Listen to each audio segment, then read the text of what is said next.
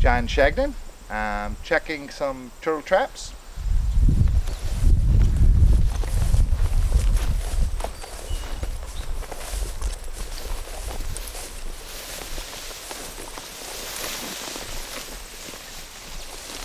We've already got a few out of this pond this year, but pretty much have gotten them every year over the last couple of years after we got permission to go in here. And looks like we got some turtles in there. You can't really tell until you pick it up.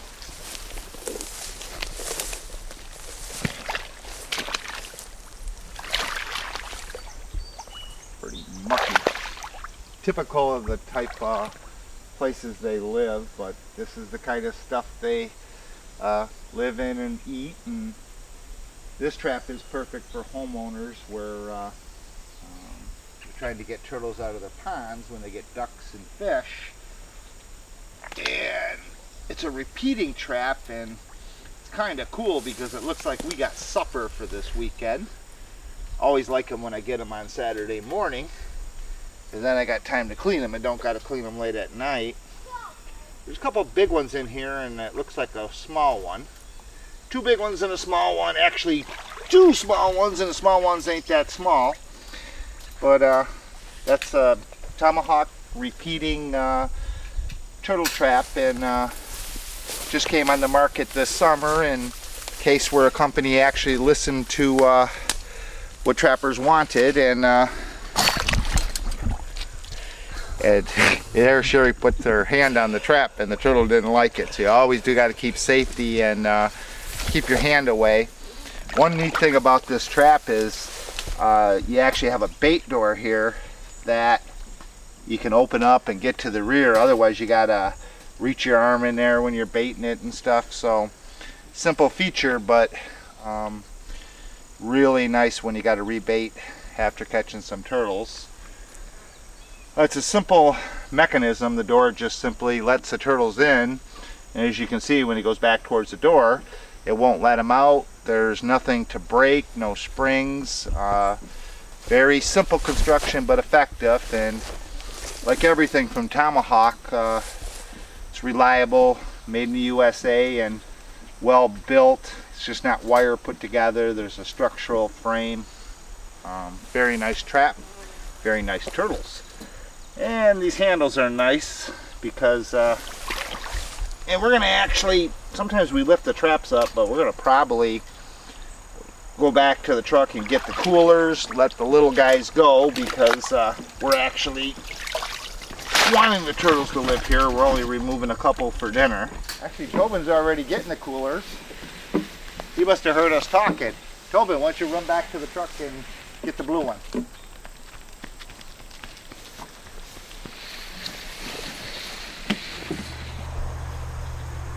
Okay, we actually had to lift these guys up from the pond because it was pretty slick and muddy and wasn't too safe. But so this is going to show you how you get them out. Normally it's easy if you get one or two, but these four, I had to carry it up on the bank. And always watch their things. What I'm trying to do is get the turtles on their back so it's easier to slide them out. So I'm simply going to lift that one-way door that they can't lift, and then basically get the turtles on their back, which they did. And now you can see, because I had that door down, even though it's full, basically the turtles can get out. Now what I got is two keepers and two ones that'll be keepers next year, but at least here I still would have had to carry these small ones over and throw it on the side I'm not trapping. So that's exactly what I'm going to do. That one location's probably caught about 8 turtles this year and about 3 keepers, counting these two. And there's my turtles out. You can see that was pretty easy.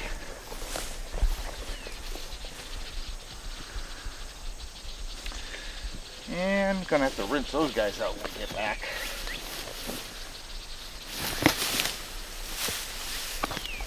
And you can see they even snap each other.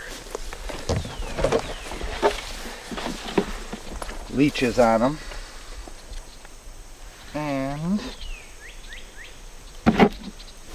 There's one in the bucket. And another coming.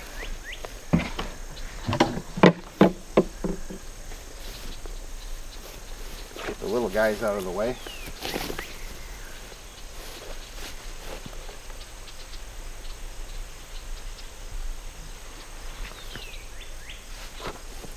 Want to grab each other.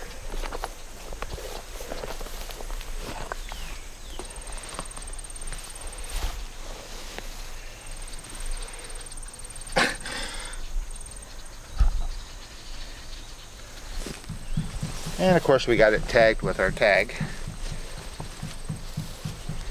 And let's see if these guys are going to let go. They're biting harder when I try to pull on them. Guess.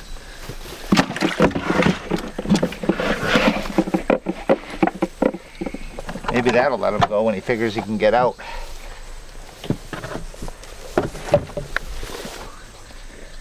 And we'll let this guy back in. And there's a couple mad snapping turtles. As you can see, this is kind of a messy sport. But they're good eating and got to be removed from certain ponds because they'll overpopulate. And there's another one for next year. Now we're gonna reset the trap.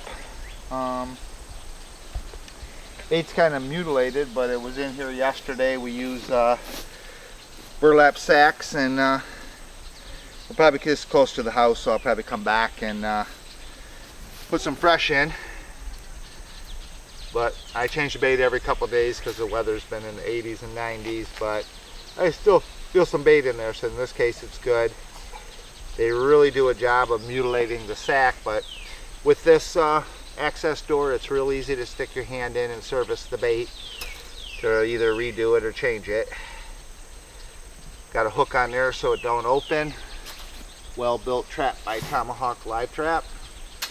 I think those guys have been making traps since like 1920s sometime, so multi-generation. Okay, we're going to throw this guy back in and see if we get another big one.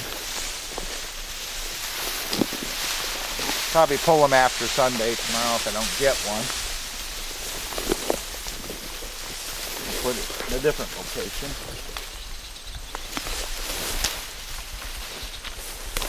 Well, this is one of our better turtle spots, kind of perfect habitat. Big river to the one side, creek to the other, and this pond that's got water in it all year when it's drying up everywhere else.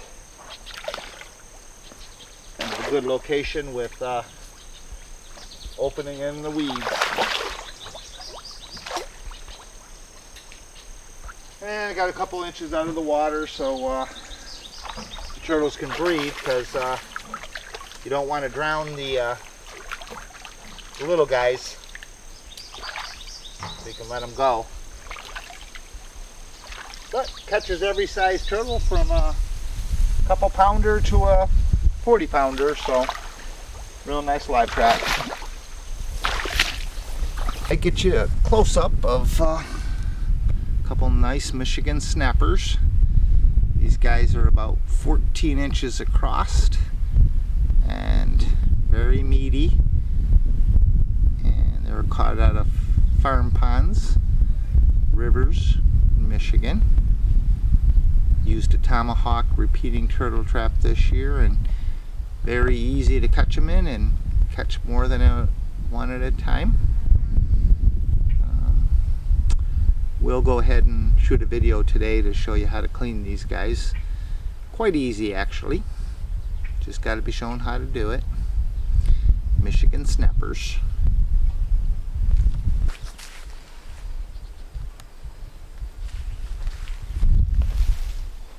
Always keep them away from yourself, but you can see they're actually quite active. So you want to keep the turtles away from your body, because they can reach you, and it doesn't feel good.